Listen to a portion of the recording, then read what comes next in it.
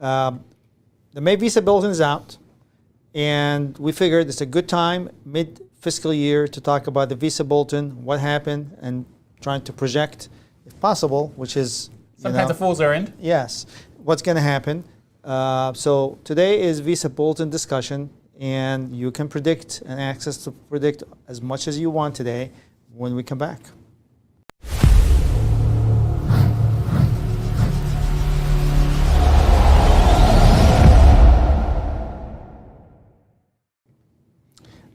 I'm Sam Shihab. I am Brian Burke. And we are from the law firm of Sam Shihab and Associates. Every Monday at 6 o'clock we get together and we spend an hour with anybody that would like to spend some time with us. And we engage in a very light discussion about very important stuff. The idea is to share our thoughts, our knowledge, and answer some questions at the end of the hour. And hopefully you benefit a little bit and we get to have fun with it and relax a little bit and engage with clients and the immigrant community. And we look forward to talking about the May Visa Bulletin today. Yeah, it's always a fun topic when it's a Visa Bulletin, Sam, because it affects people's lives. It's important stuff. It's the monthly surprise. Yeah. It's what the Visa Bulletin have this month for us.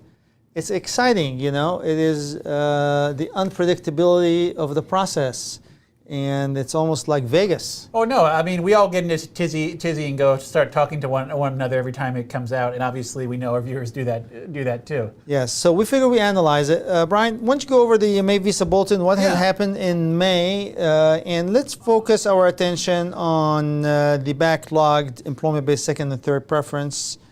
China and India. Well, I figure start by showing what's been done, you know, or where it's at anyway. So there it is, employment-based final action dates for the three categories relevant to most of our viewers. Final action dates for, well, basically the big change, it's EB2. EB2 is really the only thing that's moving right now, Sam, and EB2 is up until final action dates 1st of September 2013. Not too shabby. Yes, and that's a movement. Oh, let's check my notes here. About is it a month? Just under 2 months. Yeah, a month and 24 days. I think. Yeah. A month and 24 days is with my calculations in my head serve me. And then there's so then we go to the dates for filing, and again they stay pretty much. The only thing to really make any movement is EB2. India, and that moves ahead 3 months. Yes. And got a note, Sam, dates for filing are important this month because USCIS has said we are accepting the dates for filing, which again is kind of crazy, Sam, because historically they would only take that for maybe the beginning of the fiscal year, and we're 6 months in, and they're still taking it, and I guess maybe that points to the opinion, the mood of the agents or of the U.S. government in general towards immigration, you know. In a positive way. In a positive way, yeah. Okay. So you threw in two concepts here that a lot of our viewers are familiar with, but some may not be familiar with. So let's break those basic concepts down and explain it to people. Sure. The difference between the final action date and the date for filing, that's one of them. Mm-hmm. So let's talk about that first. Yeah, so dates for filing are when the government is willing to accept a case. Dates for filing are, it must be noted, it's published by the Department of State, and it doesn't have to be accepted by USCIS. Each month, USCIS states whether they're going to go for final action dates or dates for filing. And Sam, having said this, I realized I probably should have put final action dates first because it gives context to the dates for filing. Final action date, when you're final action date current, that means the government believes, based upon your priority date, there's a green card available to you right now. So the final action date is really I know there's delays in processing, but the final action date, that means I got a green card to hand you if I can get to your file and just process it, and then you'll get a green card. The date for filing is a look forward date, which means it happens earlier. Right?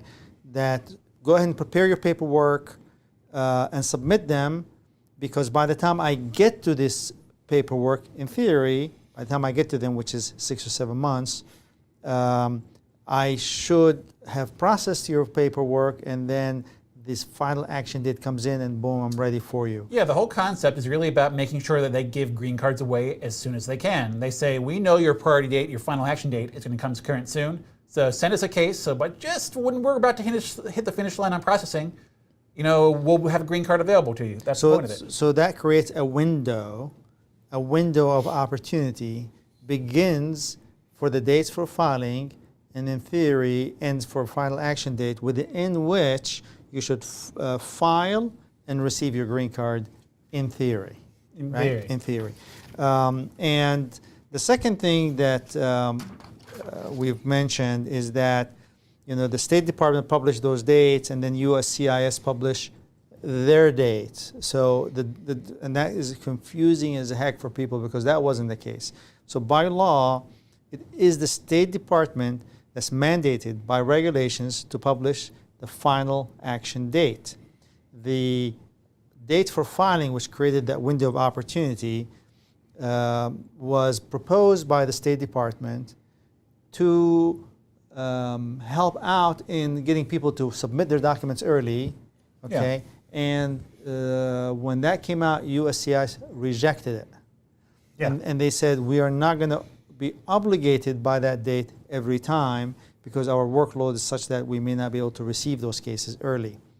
So the State Department began publishing the final action date, which is mandated by law, and it is required by law for USCIS to accept, and then a proposed date for filing, which is a suggested date to file the application, which the USCIS will publish their own date accepting it or rejecting it. I hope I haven't confused everybody. Hopefully that was a simplified presentation. I don't know. We said it a bunch of different ways, so hopefully enough. Yes. Different ways. So those are the things we're talking about. Yeah. And to me is really the final action date, although the date for filing is very important. Yeah, for a lot of people. So USCIS has been going along every month this year for the dates for filing so far, which is a change from prior year practice of just allowing October, November, maybe into January, and they say, okay, we're not taking any more cases under the dates for filing. Yeah. So now they're continuing to do that, which is good for you.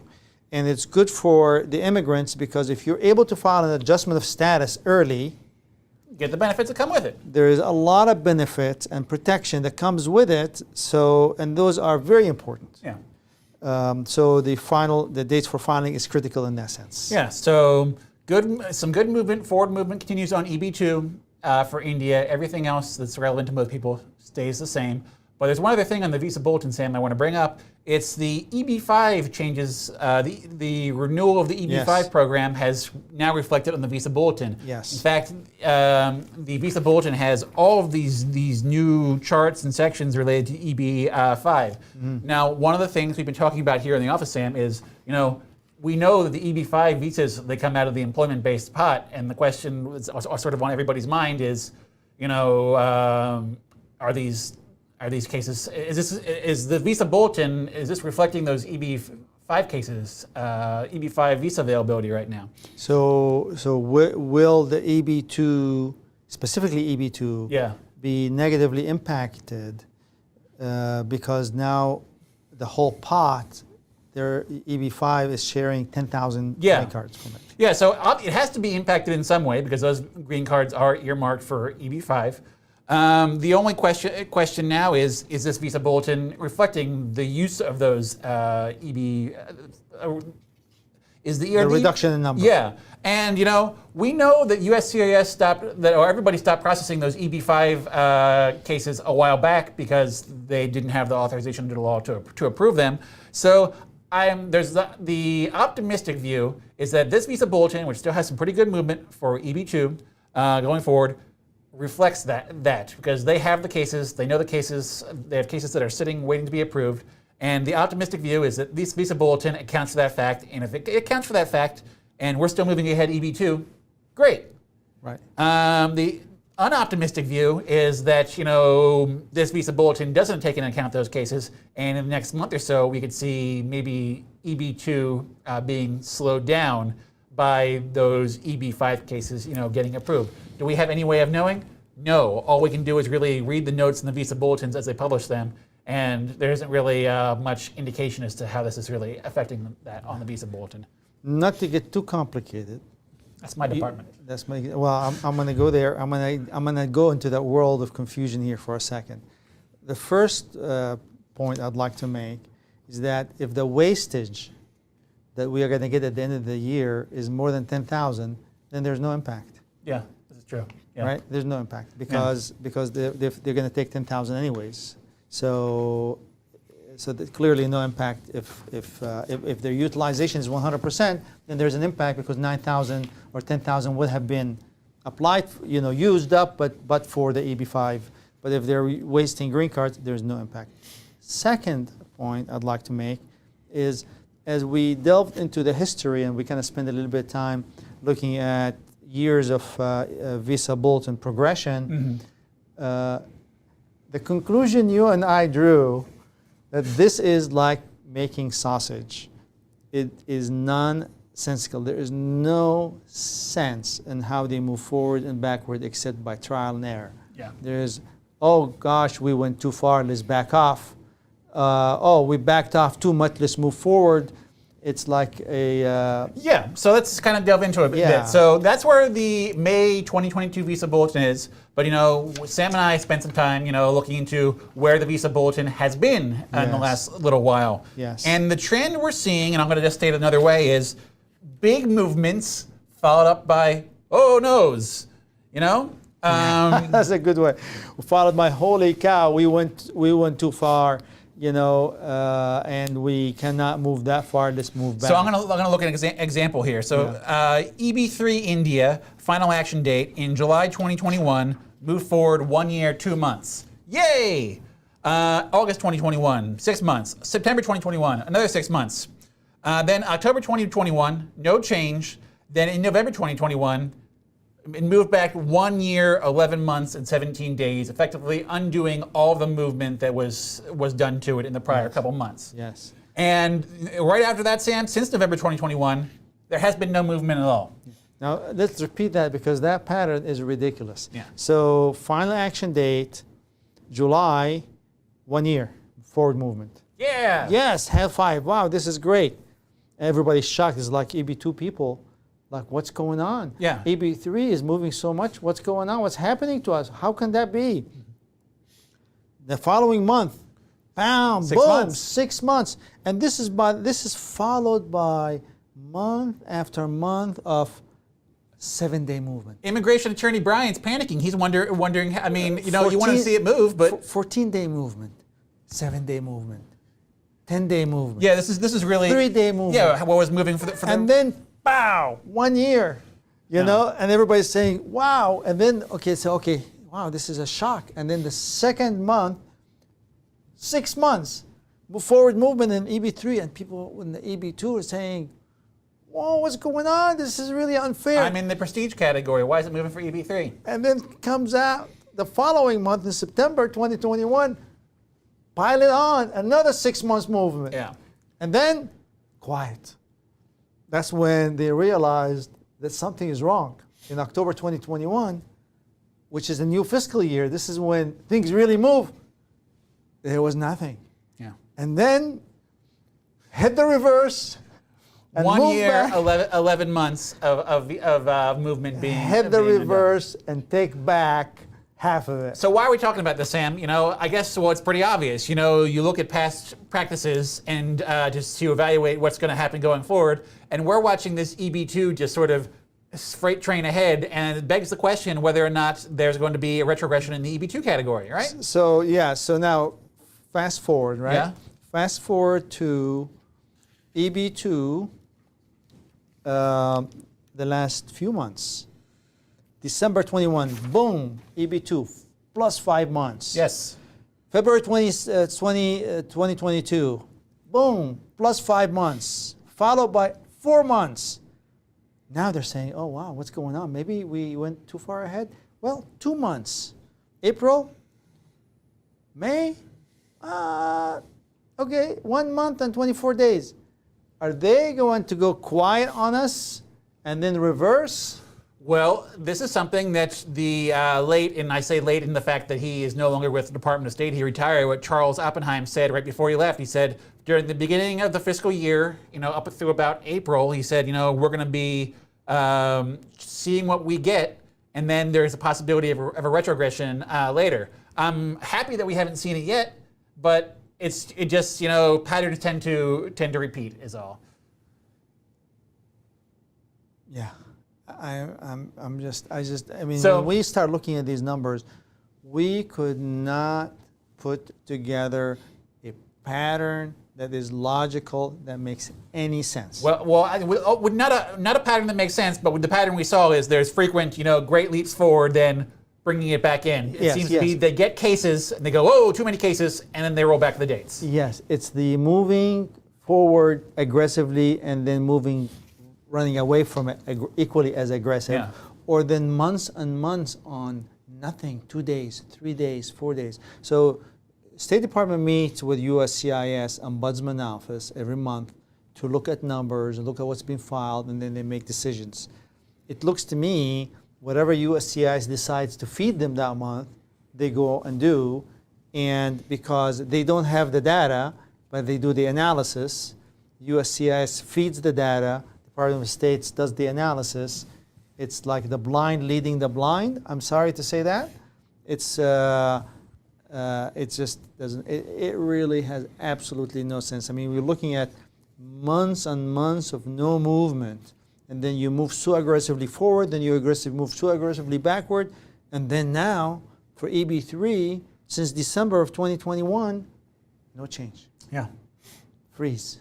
So for me to predict anything is to just basically grab a bunch of numbers, throw them in the air, and grab one. I mean, there's absolutely no pattern or there's just no logic. Well, I'm gonna make the bold prediction that we don't see movement in EB3 until new fiscal year beginning in October. Because if you look at the history, it's basically clearly it indicates that they got too many cases. That's why they rolled it back. And they're nice enough such as not marking it unavailable or retrogressing further, but it's disappointing.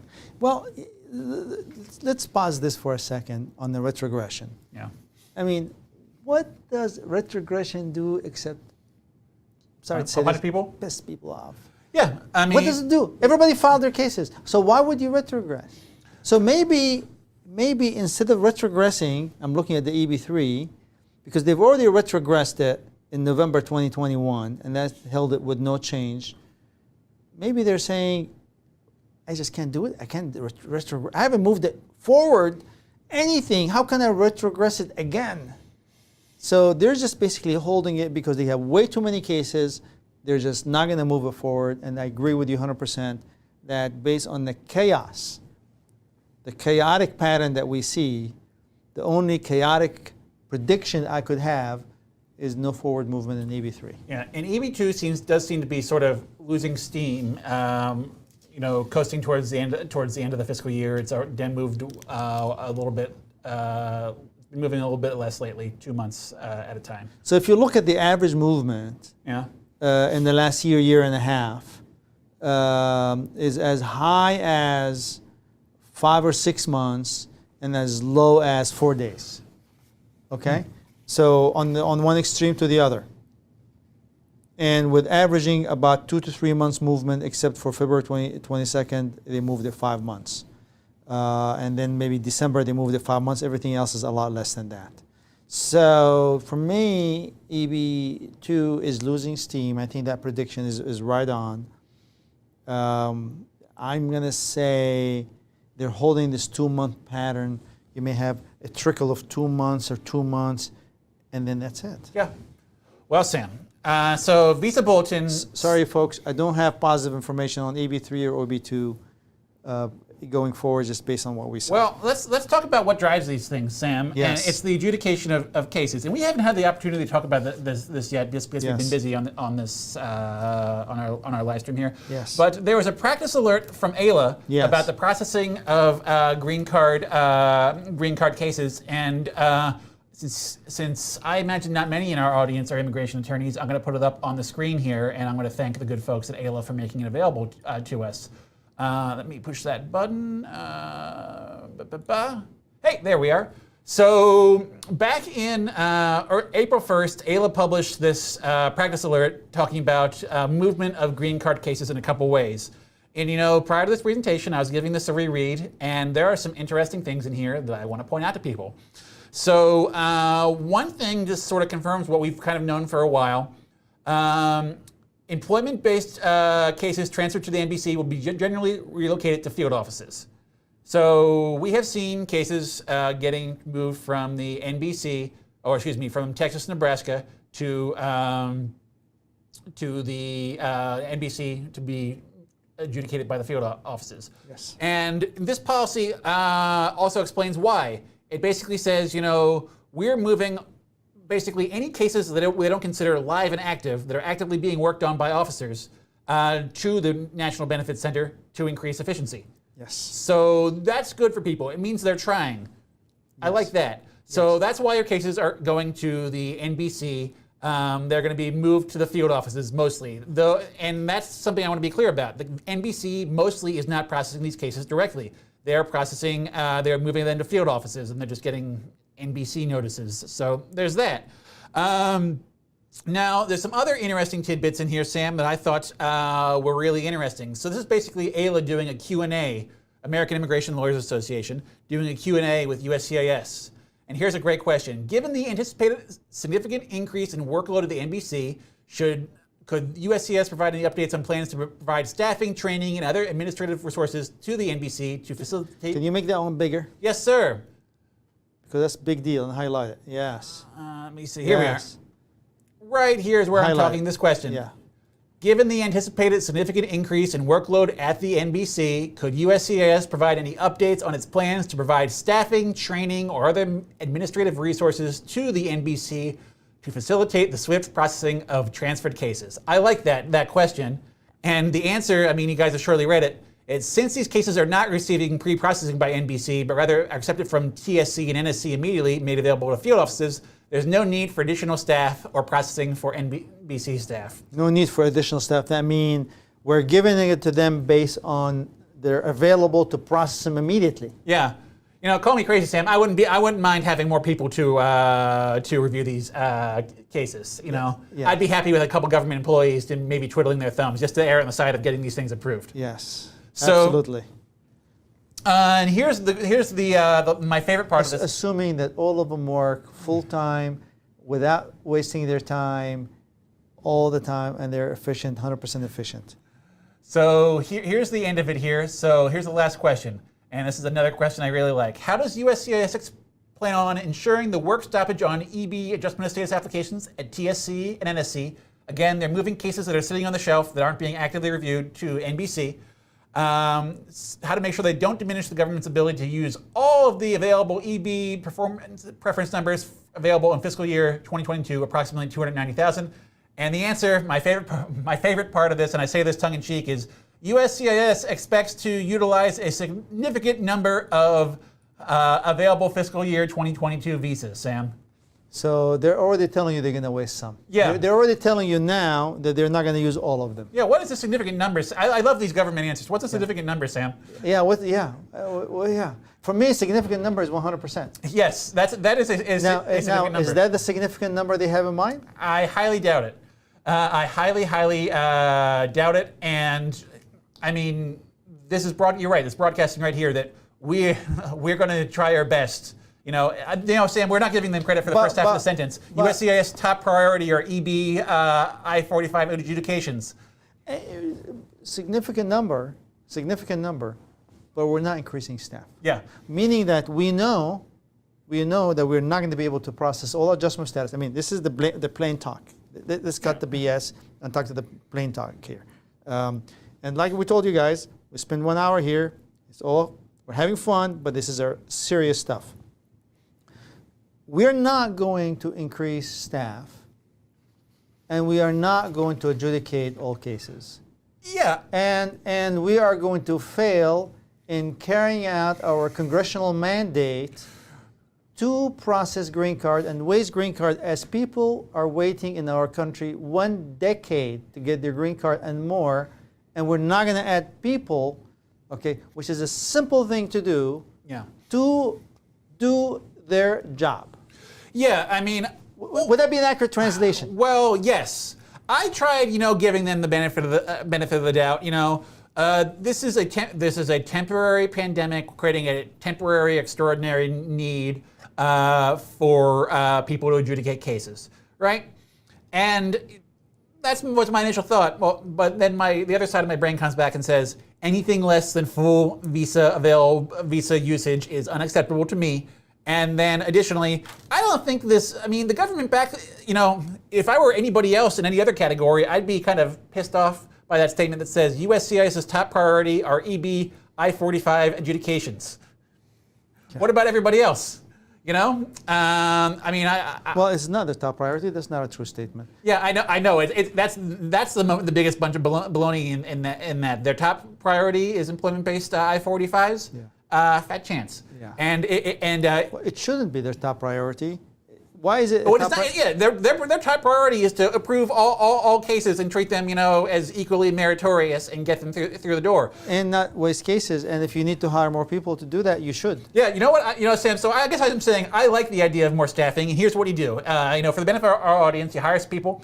You have them take care of some employment-based adjustments first. Sam, how long is the backlog for a asylum application right now? Over 10 years. So move them on to the asylum applications to take care of those people. EAD applications, H4 spouses. I think there's plenty of work. There's so much backlog. Right? That if you added 400 agents today, they will be busy for the next 5 years. I would agree with that. Between EB applications, between TPS EADs, they've sent the second automatic extension of TPS EADs. Yeah, we're stepping out of the employment-based stuff, but removal of conditions. This is after you get a marriage-based green card. 2 or 3 years, and they don't need to increase more staff. Yeah, what they need. What needs to happen. There has to be a re-engineering. They have to come out and say, it's taking us too long to adjudicate cases for the number of employees that we have. We need to cut the adjudication process in half. So what you do, again, the approval process for an administrative agency's green card application is by the preponderance of the evidence. You have to be 51%. Yeah. Okay? Yeah. Review 51% of the cases. Yeah. And approve the rest. Or grab a file and review half of it. And if half of it is good, you don't have to review the other half. Split it in half. Yeah. Okay? Here's one half, here's one half. Take one more piece of paper and add it. Now you have a half plus one piece of paper. Review this half. If this half looks good, approve the case. You don't have to look at this half. Yeah, in like criminal law, Sam, there's the concept of clear and convincing. Yeah, clear. It's err on the side of caution. Let people go free without reasonable doubt. And they're applying something like I know how they review these things. They are trying to eliminate all doubt in these green card cases, and it's silly. So to explain to our audience. Yeah, we're talking about heavy attorney issues. We've gone ahead of ourselves. So the standard for review is preponderance of the evidence, right? Yes, that's like more likely than not true. 51% is how I'll write it if I'm writing a legal memo. So in mathematics, if you score 51%, you pass the test. If your application is 51% complete, you get a green card. That's basically what it is. Is it more likely? Is it more likely or not than not that this person is entitled to a green card? Yeah. So what they have done historically is they applied a different standard. Your case has to be 95% complete to get your green card, or 98% complete. That's not what the law says. So they need to back off. They got themselves in a big hole by putting a standard for review and approval that far exceeds the required standard under the law. They need to go back up and say, we need to chill. Okay, it's taking us 2 hours to review this to meet this 95% standard. Cut the time in half, approve double the number of cases, and bring back the standard for review to 51%, which is the preponderance of the evidence, and approve double the number of cases. Yeah. Follow the law. That's all what you got to do. They have certain boxes they have to check. I understand they have to have some sort of procedure, some sort of standard, but I just feel like sometimes they're just, because the RFEs we get sometimes on these things, sometimes they're just drilling down into silly issues, bringing people in for interviews that don't need to happen. It's employment-based green cards, guys. You got to approve them. You got to look at them. You got to look at the no's and the yeses. You know all the questions have to be no or yes. You got to look down and look at the yeses only. You don't have to read each and every one. It drives. Think of it though, Sam. These people who've been in the United States for, most of these people employment-based green cards have been here a decade. USCIS has been consistently approving cases for them, meaning they believe that these people have maintained their status and they're in good immigration compliance. Why does it take so hard to confirm that one last time? Interviews. Yeah. You've gone to the interviews. You checked all these boxes, and you signed under oath that the information are true and accurate. Why the officer has to read each and every one during the interview? That boggles my mind. Yeah. And wait for a yes or no. He has the information. Yeah. So I'm going to elaborate on this. So most people don't get called for a green card interview, but the bulk of the green card interview is the officer will sit down with your case, come to page 1 of the exact set of forms you sent them, and basically confirm with you every bit of information in there. What's your full name? What's your date of birth? Where were you born? When was the last time you entered the United States? And ask all those questions. What's your I-94 number? What's your Social Security number? Yeah. It's in there. And they'll ask the criminal. Yeah, it's all in there. Yeah, it's in there. Sign under oath. The Social Security number ain't gonna change. The date of birth ain't gonna change, right? Yeah. And unless we take a serious look at this stuff, we're gonna have garbage like this. We're gonna have dates backed up for 10 years. We're gonna have problems. So unless the government takes a fresh look at the way they review the adjustment application, the way they do their interviews, and shave tremendous amount of fat out of the process, the significant number of cases that they're talking about is not a good number. Yeah. And it's going to be a disappointment for all of us. And I can't wait until they see the second quarter reports, which we have not seen. I just looked this afternoon before this presentation. They have not published the USCIS statistics for Q2 of fiscal year 2023 that we're in right now. Yeah. And the first fiscal year that they published were dismal. Yeah. 35,000 employment-based green cards approved in Q1. That's from October 1st to December 31st. And 290,000 required. 290,000. In a year, in one quarter they did 35,000. But Sam, don't worry. Okay, they plan to utilize a significant number of the available fiscal year 2022 visas. So, anyways, there is no, guys. We looked at the numbers for a couple years. There's no rhyme and reason. It's a guessing game. Move forward 2 years, move back a year and a half. They don't have a scale. They don't have a sophisticated scale to manage these dates. Anything the data points to is that they are very slow at reading the situation. Yes. They get the cases and go, a couple months later they go, oh, too many cases. So the I-140s, when we had the million, whatever the large number of EB2 jumping on the EB3 bandwagon, it took them 6-7 months to figure that out, to retrogress, because we were getting receipt notices 4 months, 5 months, 6 months into the filing. They were so backed up, they couldn't even log them in. They did not have a logging mechanism to. And then when they opened all the envelope 4 or 5 months later, they said, oh my goodness, we're about so many thousand cases oversubscribed now. Retrograde, they moved it back a year or close to 2 years or something. Yeah. I don't know how long. Moved it 1 back year, a year, 1 year, 2 years. 1 year and 11 months. Yeah, 1 year and 11 months. Moved it back. How incompetent is that? It's a system. It's a system, Sam. It reminds me of the sort of system I would use as like a kid. The worst possible one.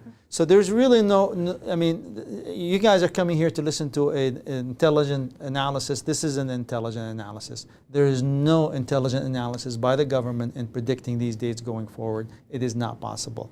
The best we can do, EB3 is not moving forward significantly based on the fact that it froze for so many months. And the EB2, because there's no change in circumstances, now is inching a month to 2 months forward. We anticipate that moving in that same trend a little bit and then probably stopping. Yeah, and well, hopefully it's, hopefully the new fiscal year, new fiscal year, Sam, will always mean new visas available. we will have a significant number of visas for them to waste again. Oh, a significant number of visas, yes. With that thought, we'll be back in a second to take your questions.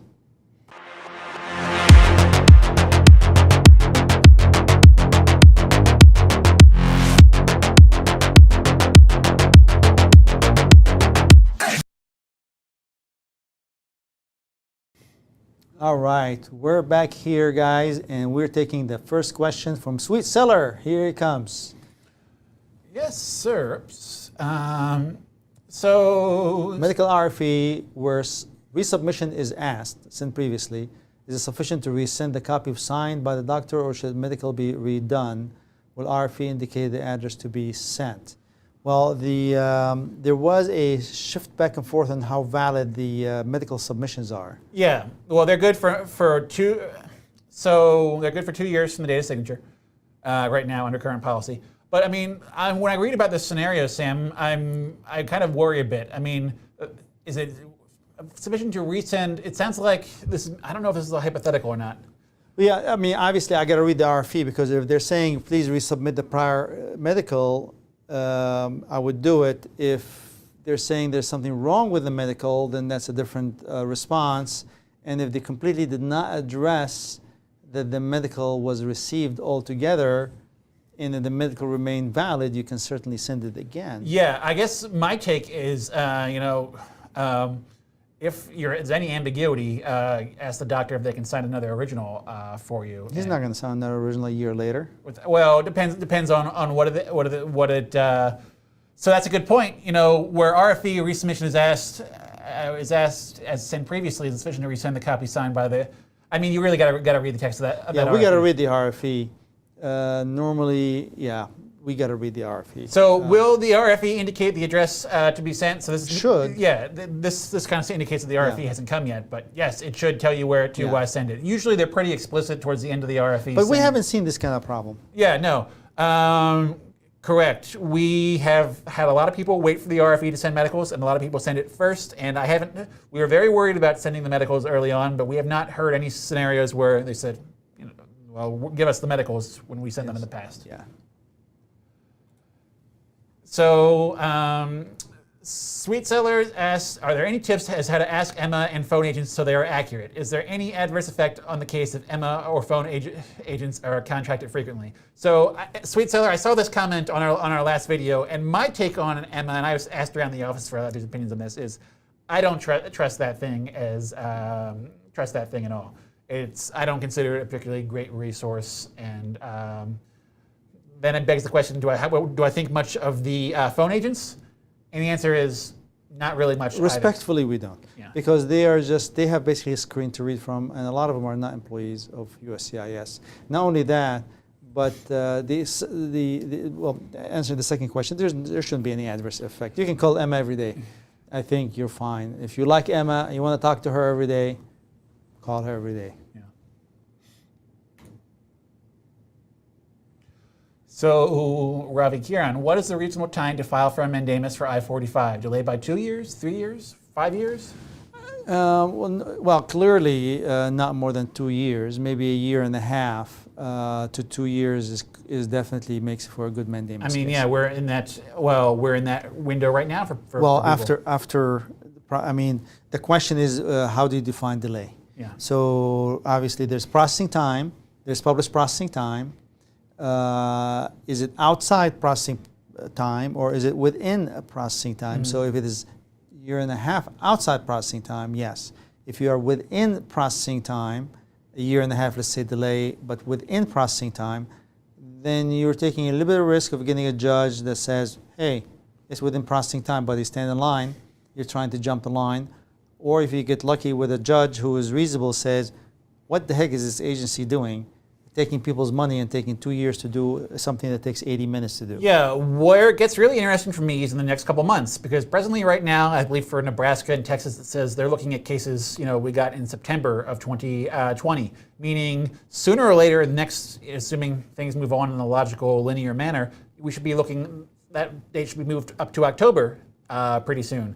And if they just extend the processing times, if they extend their standard processing times, that's when I start calling baloney, because the government can't just extend their processing times forever. And they're not willing to hire people. So, I mean, that statement, for example, that says we expect to utilize a significant number of the cases, and we're not expecting to, we don't need to hire more people. For me, these answers all can go into the mandamus action to explain to the judge, hopefully a reasonable judge, that the government isn't doing their job.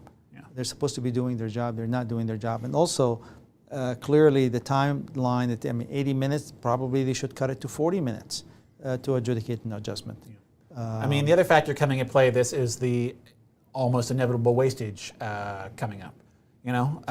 It's how are these things going to play out? Are your cases still within normal processing times, but the normal processing time is, is it getting extended? Are you going to lose that visa? Are you going to lose that possibility of getting a visa as the government wastes them? So there is zero evidence that the government retaliates when you file a mandamus. Sure. Yeah. And there's zero evidence that filing a mandamus has any adverse impact on your case. And there's plenty of evidence that filing a mandamus action could possibly move your case in the right direction. That's what I tell people about mandamus filing. So big picture, Sam. Lots of people filed in October 2020. A lot of them are the same metaphorical boat. Is it going to be a summer of mandamus actions? Well, we've seen those things happen, and then what happened is you start exhausting the court system with this court filing, and then the message goes from the Justice Department to the USCIS and say, what are you doing? You're shutting down the court system here. You need to do something, and then the pressure start mounting.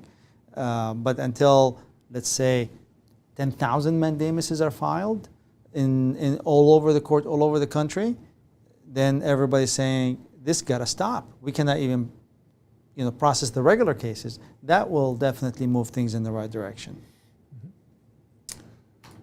So, what do we got here? So, in your opinion, are cases transferred from Texas, Nebraska to NBC processing faster than the straight cases that were originally at the NBC? Well, there's no cases originally at the NBC. Yeah, exactly. Yeah, that's very, very, very true. Again, so you get an NBC receipt number, but it's unclear as to what they're doing with those. Yes. This is one sweet seller. It's really hard for us to sort of extrapolate based upon that. I guess I don't. If there's a trend that says one of them that move faster, we can probably get trend after like 6 months and then go back and look at historical data. But in terms of us figuring that out, that's really difficult. Yeah. All right, I think Ravi is the next one, wasn't it? I think you may have skipped somebody. No, I don't think so. Oh, Pakala Prasad. Pakala Prasad is our next guest. Is there any chance EB3 is likely to move this fiscal year? If EB3 is not used for the rest of the world, it will be given to backlog countries, India. When would this happen? Well, right now, what we have talked about looking at the history is we don't anticipate a positive movement in EB3. And the rationale we have for it is that in November of 2021, the final action date was moved back 2 years. And since then there was no forward movement, which tells me that they have so much sitting, they're not able to get to them because there's no visa available. So they probably moved it back 2 years, and they were too embarrassed to really move it back more, and they probably should have moved it back more, but they were too embarrassed to do that, and therefore they're just sitting. If any numbers move from other countries to India, I think it's going to start eating up some of that backlog. Yeah. And we anticipate no forward movement in EB3 for the rest of the year. Yeah. But that's our anticipation. That is not a fact. That is a projection. That's the best that we can project. Gonna keep on going. From Bing Bing Bing, Yogesh. Looking at the movement for EB2 in the last 2 to 3 months, how positive are you that 15th of April 2015 in EB2 will be current in the data filing, and will they continue to accept data filing for I-45 filing? Okay. All right. So I am not. So dates for filing for 15th of April 2015. Mm-hmm. I'm not super optimistic about that because that would be a pretty significant movement forward, even from where we're at right now, which is what? 1st of December 2014. And I would note, Sam, that that's the dates for filing for EB2 where they're at right now.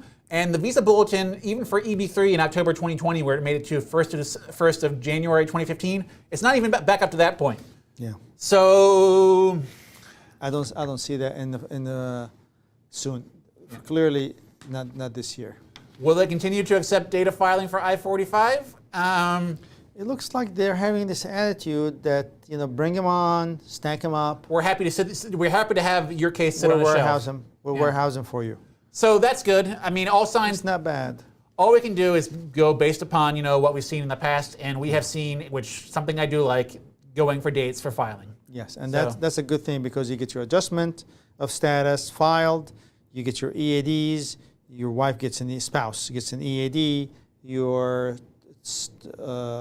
teenage child get an EAD, you get advanced parole, you get to do a lot of things with that flexibility until the green card is issued, which is a fantastic, I think, accommodation that should have been done a long time ago. So that's a good thing with this accepting the dates for filing.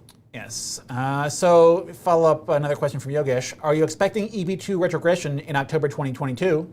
And I'm expecting to occur knowing that USCIS is a lethargic work culture and on their way to waste 80,000 green cards.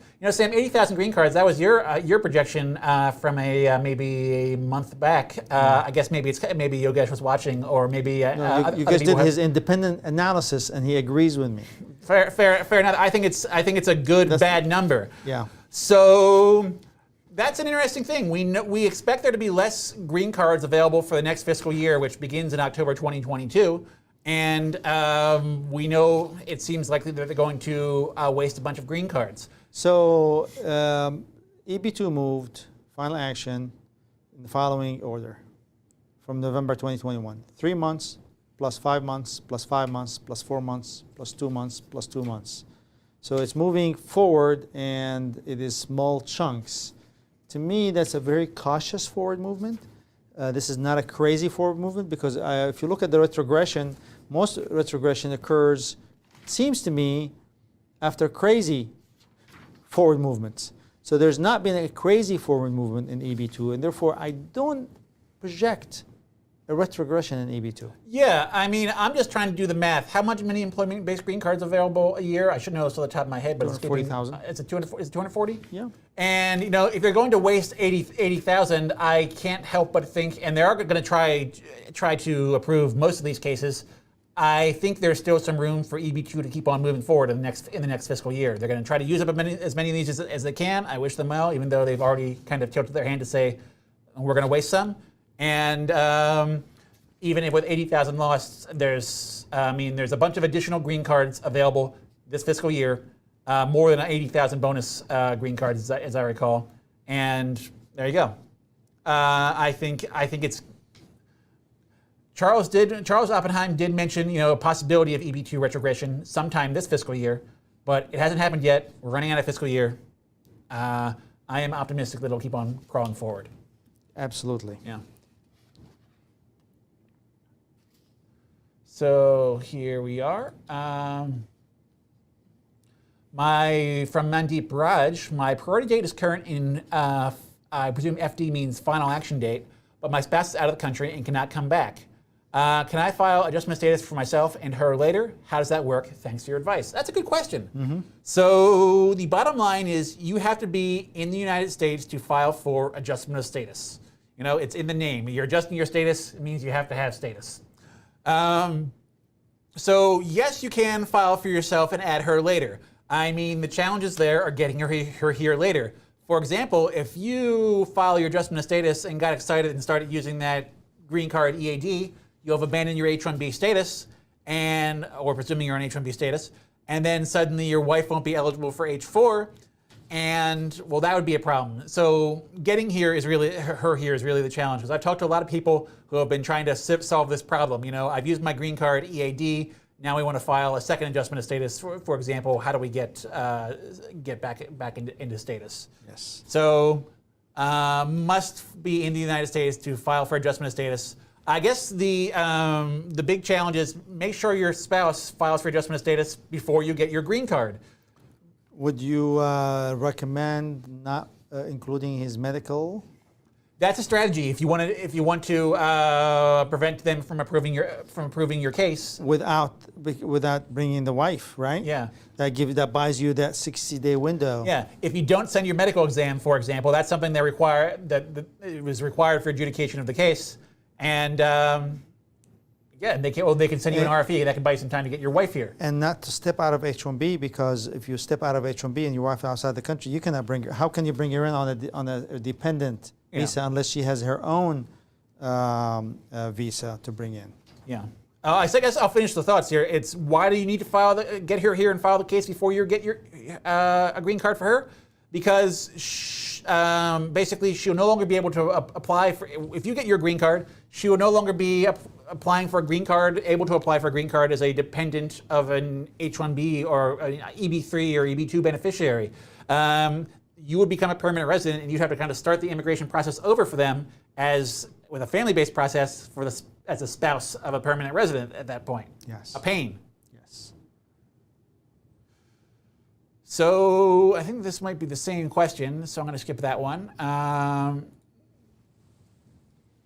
So will all I-45 applications be transferred from Texas to NBC, or I-45 processing still happening? So the AILA policy, the practice alert says they've actually been doing this since February. They've been moving cases to the NBC. And we've seen that. Yeah, and we've definitely seen that. Cases are still being processed at Texas and Nebraska.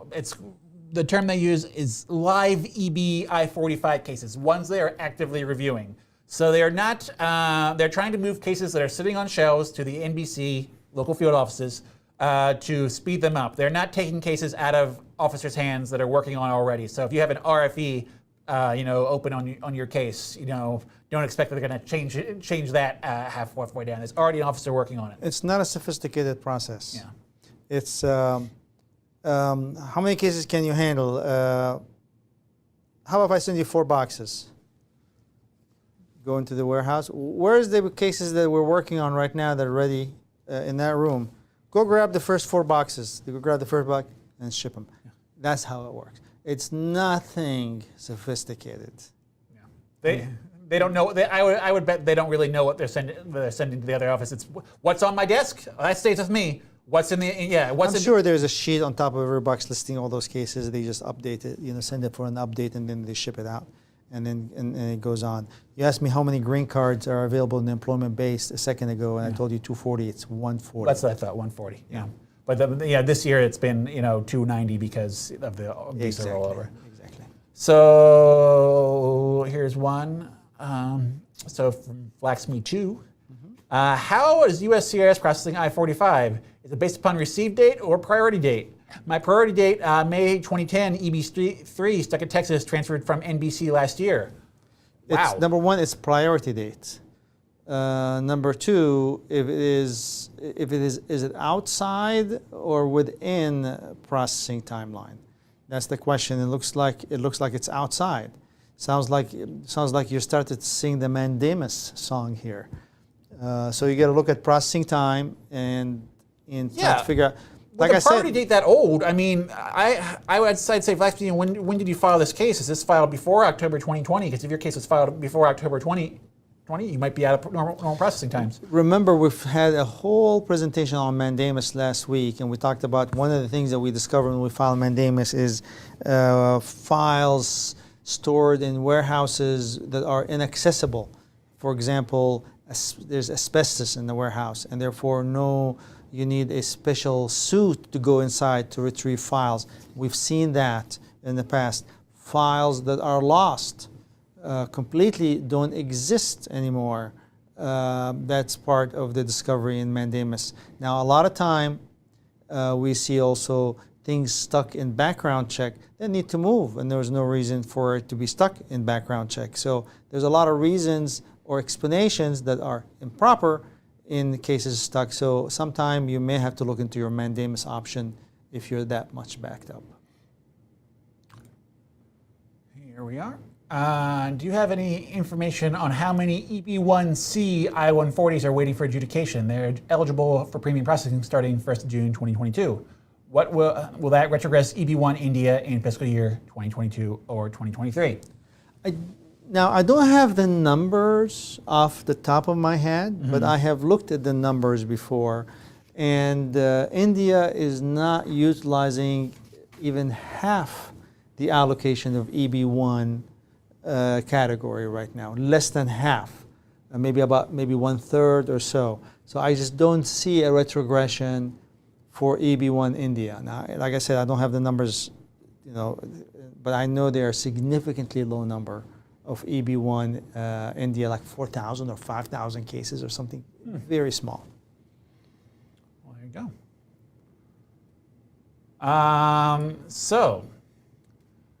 What is the possibility of February 2015 EB2 India data filing?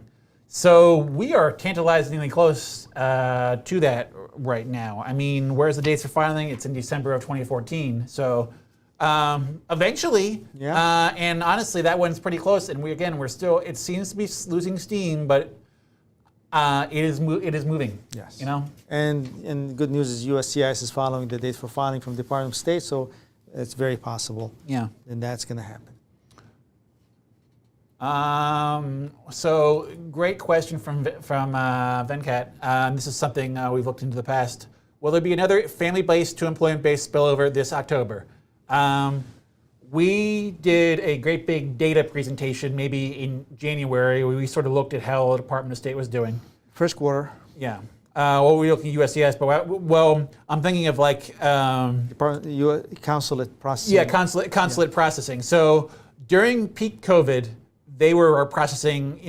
Generally speaking, the consulates issue family-based green cards, and generally speaking, the consulates they issue family-based green cards mostly. And generally speaking, historically, they're doing about anywhere between 30 and 40,000 a month. A lot of green cards. In peak COVID, I was looking at the data. There were months where they processed like a couple of hundred green cards at the consulates all around the world. So that was responsible for the spillovers. Yeah. And we looked at these numbers, a couple months back. It seemed to us that they're mostly back to what is their normal productivity at the consulates. 80%?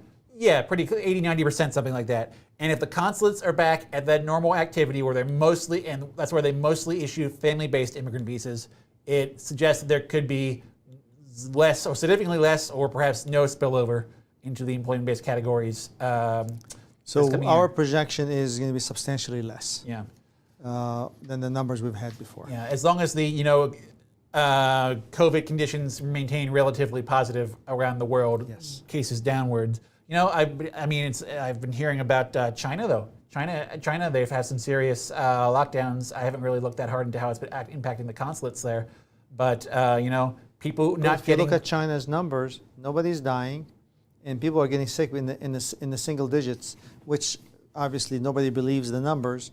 So it's weird. Yeah, so family-based cases at the consulate. The consulates are mostly active again, and thus I'm not super optimistic about major spillovers. Yeah, but China is not a major family-based center. It's Philippines, Mexico is where it's at. You said it right there. That's primary. Yeah, that's primary. Yeah. And these are moving pretty right along, I think, based on what we. So I think we already answered this one. February 2015 for priority dates. We got only time for one or two more here. Here it is from Sarisha. So H4 EAD extension, filed and got a receipt for I-539. If I visit India for visa stamp and return to the U.S., will there be any impact on the already applied H4 extension, and what happens to my kids' I-539? Okay. Well, she didn't ask any questions on the EADs. Yeah. But let's start by saying, obviously, when you leave the country, the H4s, when you re-enter, you get a new I-94. So these H4s are irrelevant. Yeah. So So the H4 cases that you filed, they aren't considered abandoned when you file an extension and you leave the country and come back. However, they are rendered moot by the fact that you get a new I-94. But she's leaving her children here. She's leaving on her own. See? Yeah.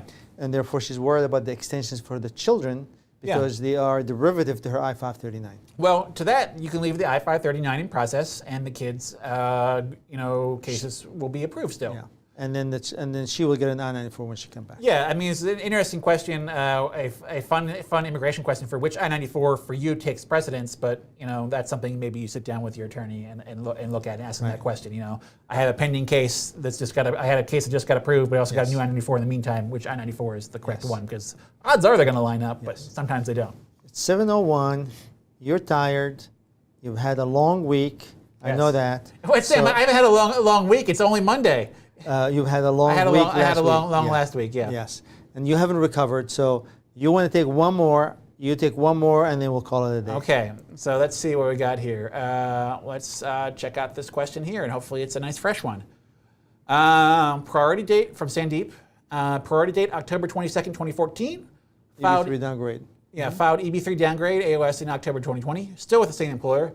Do you recommend medical interfile now, or wait until the EB2 final action dates to be current and submit medical with EB2 interfiling? So 22nd of October 2014. Submit medical with EB2 interfile. So he's planning on interfiling? No, I think. Oh no, EB2 interfile. Okay, got it. So I would recommend medical interfile now. Well, so I think Sandeep is waiting for. He's waiting for his final action date to become current, such that he can do an interfiling. And so it says in the USCIS interfiling policy that's directing all those cases to this California address that you should not submit your medicals with your interfiling request to that office. Correct. So you can do them at the same time, but ultimately you won't want to send them to the same place. He's asking, can he send his medical now? Yeah. And then interfile. Or not interfile. So if you got your medical, you want to submit your medical now, send it out, get it out of the way. It's not a big deal. Yeah. Now, with regard to any other movement, you can do those movements at the appropriate time. It does not impact your medical. So I wouldn't hold medical because of anything you're planning on doing. Yeah. All right. So with that, guys, hopefully we were able to answer some questions and talk about adjustment of status, fun stuff. Give you an insight on what we've seen, what we've looked at. You guys have a great week, and we'll see you next Monday.